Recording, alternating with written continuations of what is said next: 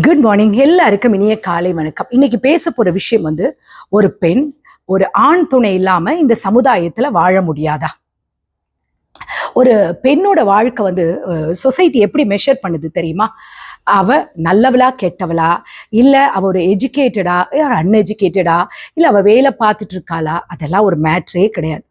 அவளுக்கு ஹஸ்பண்ட் இருக்கா, ஒரு ஆண் துணை இருக்கா, அவ மேரீடா, அவங்க ஹஸ்பண்ட் எங்க போனாரு, இந்த மாதிரி கொஸ்டின்ஸ் எல்லாம். அதனால ஒரு பெண் சிங்கிளா இருந்தா அவ வாழ்க்கையை பத்தி கேள்விகள் வந்து பயங்கரமா வந்து கேள்வியெல்லாம் கேட்டாலும் அது எல்லாம் மோஸ்ட்லி எதை ரவுண்ட் பண்ணி வருதுன்னா கேரக்டரை பத்தி தான் வரும். புரியுதா? அவளுக்கு ஒரு குறிப்பிட்ட வயதுக்குள்ள ஒரு வாழ்க்கை துணை அமையலைன்னா அவள் இந்த சமுதாயம் வந்து நிறைய என்ன சொல்றதுன்னா பேரை வந்து அவளுக்கு வந்து கொடுத்துடுறாங்க இல்லையா? அதாவது ஒரு பெண்ணுக்கு வந்து ஒரு டிவோர்ஸ் ஆயிட்டா சொசைட்டி வந்து ஃபர்ஸ்ட் சொல்ற கேள்வி என்ன தெரியுமா? ஏன் அவ அட்ஜஸ்ட் பண்ணிக்கல? அதுக்கு பின்னாடி இருக்கிற அசம்ஷன்ஸ் எல்லாம் என்ன? அவளோட ஈகோ அவளுக்கு ரொம்ப ஜாஸ்தி. அவ வந்து ரொம்ப ஃப்ரீடம் வேணும்ட்டு அவ கேட்காம இருந்துட்டா, அதனால ஒரு வேலை இருக்கலாம். இல்லை ஃபேமிலியை அட்ஜஸ்ட் பண்ணிட்டு அனுசரித்து போக முடியல. கூட்டு குடும்பம் இப்படி தான், அதில் மாமனார் மாமியாருக்கு மரியாதை கொடுத்து கீழ்ப்படிய முடியல. இப்படின்னு நிறையா சொசைட்டி சொல்லிகிட்டே இருக்கும். விடோவாக இருந்தால் என்ன சொல்லுவோம்? பாவம், இந்த வயசுல இப்படி ஆயிடுச்சு, இனிமே இவ வாழ்க்கை எப்படி இருக்குமோ, எப்படி இவ வாழ போறாளோ, இவளோட ஃபியூச்சர் என்ன, அவ்வளோதான் முடிஞ்சிடுச்சு. இங்கே ப்ராப்ளம் என்னன்னா, சிச்சுவேஷனை யாரும் புரிஞ்சுக்க மாட்டாங்க, கேரக்டரை தான் எல்லாரும் ஜட்ஜ் பண்றாங்க இல்லையா? ஒரு பெண் வந்துட்டு ஸ்மைல் பண்ணா கூட என்ன சொல்றாங்க, ரொம்ப ஈஸியா மூவ் ஆன் பண்ணிட்டா, இப்பதானே டிவோர்ஸ் ஆனது, இப்பதான் இவ புருஷன் இறந்து போயிட்டான், இவ்வளோ சிரிச்சு நல்லா பேசுறா அப்படின்னு சொல்லிடுவாங்க இல்லையா? கொஞ்சம் சைலண்டா காமா அவ எதுவும் பேசாம இருந்தா, ஒருவேளை சீரியஸா இருந்தா, என்ன டிராமா பத்தியா அப்படியே நடிக்கிறா பாருங்க அப்படின்னு சொல்லிடுவாங்க. அப்ப அவ என்னதான் ரியாக்ட் பண்ணணும்? ஜட்ஜ்மெண்ட் வந்து ரெடியா அந்த சொசைட்டி வச்சுட்டு இருக்கு இல்லையா? ஒரு பெண் எப்படி இருந்தாலும் அதுக்கு ஒரு ஜட்ஜ்மெண்ட். பேரண்ட்ஸுக்கு பார்த்தீங்கன்னா அவங்களுக்கு ரெண்டு பக்கம் ஃபீலிங் இருக்குது. தன்னுடைய பொண்ணோட வாழ்க்கை நல்லா இருக்கணும், தன் பொண்ணு மேலே வச்சிருக்க அன்பு, அவள் சந்தோஷமாக இருக்கணும், அவளுடைய மகளுடைய வாழ்க்கை வந்து இப்படி ஆயிடுச்சேன்ற ஒரு வேதனை, இது எல்லாமே அவங்களுக்கு இருக்கும் இல்லையா? நம்ம மக கொஞ்சம் அட்ஜஸ்ட் பண்ணி இருந்திருக்கலாமோ, சொசைட்டி நம்ம பிள்ளைக்கு என்ன சொல்லுமோ, நம்ம பொண்ணுக்கு எதிர்காலம் என்ன, இந்த மாதிரி அவங்களுடைய கேள்விக்குறியோட இருந்திருப்பாங்க இல்லையா? இது இந்த மாதிரி கொஞ்சம் கூட நம்ம மக பொறுமையா இருந்திருந்தா வாழ்க்கை இப்படி நடந்திருக்காதுல்ல, இப்படியெல்லாம் யோசிப்பாங்க இல்லையா? இது அவங்களுடைய தவறு கிடையாது. அவங்களுக்கு இந்த சொசைட்டி அவங்களுக்கு கொடுக்குற மன அழுத்தமும் அந்த பயமும் தான் அவங்கள கொண்டு போய் அந்த இடத்துல விட்டுடுது இல்லையா? ஆனா அந்த பொண்ணுக்கு தெரியும் வந்து அது எப்படி வந்துட்டு அவங்க அம்மா பேரண்ட்ஸ் கொடுக்குற ஒரு விதமான அது சப்போர்ட் கிடையாது. அந்த பொண்ணுக்கு வந்து அது எப்படி தெரியும்னா, ஒரு விதமான ப்ரெஷராக தான் அவளுக்கு தோணும். ஐயோ நம்ம அம்மா இப்படி பேசுகிறாங்களேன்னு உள்ளுக்குள்ளே அவள் யோசிக்க ஆரம்பிச்சிட்டோம். இது என்னோட லைஃப், எனக்கு நடந்த கஷ்டம், நான் ஃபேஸ் பண்ண ப்ராப்ளம்ஸு, இது எப்படி நான் எல்லாருக்கும் விளக்கம் கொடுக்க முடியும்? நான் என்ன டிசிஷன் எடுக்கிற ரைட்ஸ் எனக்கு இல்லையான்ற ஒரு கொஸ்டின் வந்து அந்த பொண்ணுக்கு எழும்ப ஆரம்பிச்சிடும் இல்லையா? ஓல்டு ஜெனரேஷன் கொஞ்சம் பேர் நம்ம வீட்டில் இருப்பாங்க, வயசானவங்க இல்லையா? நம்ம வீட்டில் அக்கம் பக்கத்தில் இருக்கவங்க, அவங்களாம் என்ன திரும்ப சொல்லுங்க, பொண்ணுன்னா பொறுமையாக இருந்திருக்கணும், நீ ஒழுங்கா இருந்திருக்க மாட்ட, குடும்பம் முக்கியம், வாழ்க்கைன்னா அப்படிலாம் பிரச்சனைகள் இருக்கணும், ஏன் விட்டு கொடுத்து வாழாமல் இப்படி இருக்க, எதுக்கு இப்படி இப்படி அப்படிலாம் பேச ஆரம்பிச்சுவாங்க இல்லையா? அவங்களுக்கு வந்து என்னன்னா, அவங்கள நம்ம குறைய சொல்ல கிடையாது, அவங்க என்னன்னா சஃபர் பண்ணாலும் நம்ம பொண்ணோட வாழ்க்கை வந்து சேஃபாக இருக்கணும். ஆனால் இப்போ உள்ள ஜெனரேஷன் என்ன நினைக்கிறாங்க, ரெஸ்பெக்ட் இல்லாத இடத்துல இருக்கவே நாங்கள் விரும்பலைன்றாங்க. இங்கே தான் வந்து நமக்குள்ள கிளாஷ் ஆகுது இல்லையா? எல்டர்ஸ் திங்கிங் என்னன்னா, அவ ஸ்ட்ராங்காக இல்லை, ஆனால் ரியாலிட்டியில் அந்த பெண்கள் வந்து சர்வே பண்ணுறதுக்கு ரொம்ப ஸ்ட்ராங்காக தான் அவங்க இருக்காங்க இல்லையா? நம்ம கொடுக்குற ப்ரெஷரால தான் அவங்க ஸ்ட்ராங் இல்லாமல் ஒரு மாதிரி எப்போமாவது ஃபீல் பண்ணுறாங்க. ரிலேட்டிவ்ஸ்க்கு ஒரு ஜட்ஜ்மெண்ட் இருக்குது, ஒரு நல்ல காரியம் ஒரு சுப விஷயங்களுக்கு போனால் உடனே வந்துடுவாங்க, அவளுக்கு ஏதோ பிரச்சனை இருக்குது, அதனால தான் அவள் வீட்டுக்காரனை விட்டுட்டு அவள் இருக்கா, அவன் விட்டுட்டு போயிட்டானோ, இவ சரியில்லையோ, இவ வேறு யாரு கூடயாவது பழக்கத்தில் இருப்பாளோ, இல்லை இவ வேறு ஏதாவது கல்யாணம் பண்ணணும்னு யோசிச்சிருப்பாளோ, இப்படி கொஸ்டின் இவங்களுக்குள்ளேயே இந்த ரிலேட்டிவ்ஸ்குள்ளேயே அவங்க ஒரு அசம்ஷன் வச்சுப்பாங்க இல்லையா? சில சமயம்ல பேசாம அமைதியா இருந்திருந்தா கூட, பத்தியா பேசாம அவ திமிர பத்தியா எப்படி இருக்கா பாரு அப்படின்றோம். சிரிச்சிட்டா அதுக்கு ஒரு காசிப்பு, சைலண்டா இருந்தாலும் அதுக்கு ஒரு டவுட்டு. இது அவளோட லைஃப். எல்லாருக்குமே அவங்களுடைய லைஃப் வந்து எப்படின்னா, அவளுடைய லைஃப் வந்து ஒரு என்டர்டெயின்மெண்ட்டாக இருக்குது இல்லையா? ஒரு டேஞ்சரஸ் சொல்லலாம், ஒரு டேஞ்சரஸான ஒரு லைன் என்ன தெரியுமா, பொண்ணுன்னா இப்படி தான் இருக்கணும். இது வந்து ஒரு ஸ்டாண்டர்டான ஒரு டேக்லைன் மாதிரி. ஆக்சுவலி இது வந்து என்ன தெரியுமா, இது சொசைட்டியோட ஸ்டீரியோ டைப். சொசைட்டி இப்போ உள்ள ரெண்டு ஃபேஸ் இருக்கு. ஆன்லைன்ல வந்துட்டு be strong queen, independent women அப்படின்னு ஒன்று சொசைட்டி அப்படியே ப்ரௌடா அப்படியே கையெல்லாம் தட்டி அவங்களுக்கு அப்ளாஸ் பண்ணுது இல்லையா? எதுக்காக? அவங்க சூப்பர் விமன்ன்றாங்க. ஆனால் ஆஃப்லைனில் என்ன பண்ணுறாங்க? கேரக்டர் ஜட்ஜ் பண்ணுறாங்க, சேஃப்டி இஷ்யூஸ் பேசுகிறாங்க, மேரேஜோட ப்ரெஷர் கொடுக்குறாங்க. சப்போர்ட் போஸ்ட் எல்லாம் ஜஸ்ட் போஸ்ட்டில் மட்டும்தான் அந்த சப்போர்ட்லாம், ரியல் லைஃப்பில் ஒன்றுமே கிடையாதுங்க.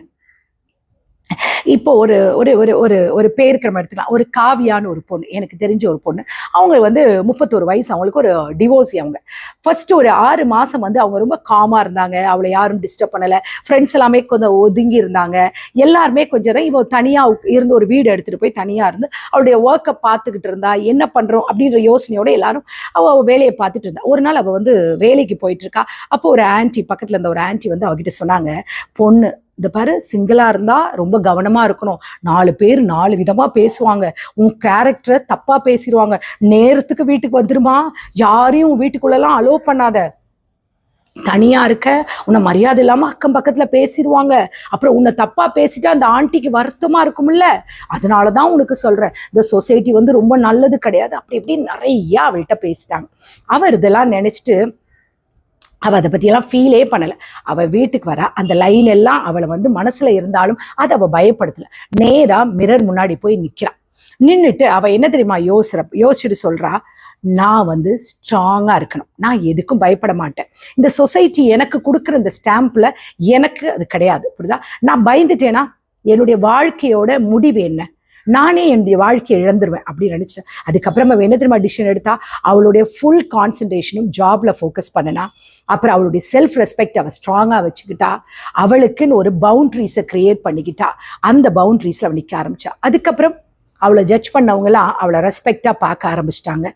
ஏன்னா அவளோட அவளோட லைஃப்பை பற்றின எக்ஸ்பிளனேஷன் யாருக்கும் கொடுக்கல.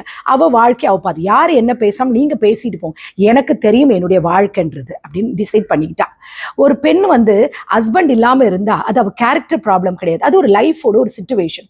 நமக்கு எல்லாருக்கும் தெரியாது அங்கே என்ன நடந்திருக்கும், என்ன ப்ராப்ளம் இருந்தது நமக்கு தெரியாது.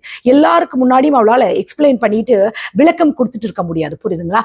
ஆனால் சொசைட்டி என்ன பண்ணுது தெரியுமா, அதை ஒரு லேபிள் ஆக்குது, புரியுதா? டிவோர்ஸ்னா அது ஒரு ஃபெயிலியர் கிடையாது, அது ஒரு டிசிஷன், புரியுதா? அது ரொம்ப சாதாரணமாக நினைக்கிறோம் இல்லையா? அந்த ஒரு டிசிஷன் எடுக்கிறதுக்கு முன்னாடி அந்த பொண்ணு எவ்வளோ யோசிக்கும். விடோனா அது ஒரு சாதாரண விஷயம் கிடையாது, அது ஒரு சர்வைவலோட ஒரு ஸ்டோரி. இந்த மாதிரி இருக்க பெண் குழந்தைகள் இருக்கிற பேரண்ட்ஸ்க்கு நான் சொல்கிற ஒரே ஒரு விஷயம் தான், ஒருவேளை உங்கள் அக்கம் பக்கத்தில் இந்த மாதிரி பெண் குழந்தைகள் இருந்தாலும் சரி, அந்த குழந்தைகளுக்கு நீங்கள் சப்போர்ட் கொடுங்க. சொல்யூஷன்ற பேரில் உங்களுடைய பிள்ளைகளை போட்டு என்ன சொல்லாதீங்க, மறுபடியும் கஷ்டப்படுத்தாதீங்க, புரியுதுங்களா? அதே மாதிரி வீட்டில் இருக்கிற பெரியவங்க, நீங்கள் எல்டர்ஸ்க்கு நீங்கன்னா அட்வைஸ்ன்ற பேரில் அந்த குழந்தைய வந்து மன ரீதியாக உடைக்காதீங்க. அவளுக்கு ஒரு ஃப்ரீடம் கொடுங்க, அவளுடைய வாழ்க்கையை அவளுக்கு நிற்கிறதுக்கு தைரியத்தை கொடுங்க, புரியுதுங்களா? ரிலேட்டிவ்ஸா நீங்கள் அந்த பொண்ணுடைய லைஃபுக்கு வந்துட்டு உங்களுடைய ஸ்டோரிஸ் எழுதாதீங்க. அவளுடைய உங்கள் ஃபேமிலியிலையோ இல்லை அக்கம் பக்கத்துலையோ நீங்கள் பார்க்குறீங்கன்னா உங்களுக்கு தெரியாத விஷயங்களை நீங்கள் அந்த பெண்ணு குறித்து நீங்கள் கதையாக பேசாதீங்க, புரியுதா? அவள் லைஃப்பை நீங்கள் ஜட்ஜ்மெண்ட் பண்ணாதீங்க. பெண்களுக்குன்னு நான் ஒன்று தான் சொல்ல விரும்புகிறேன், உங்களுடைய லைஃப் அது உங்களுடைய வாழ்க்கை, உங்களுடைய வேல்யூ. அது சொல்கிறது எப்படின்னா, ஒரு ரிலேஷன்ஷிப்போட ஸ்டேட்டஸில் கிடையாது.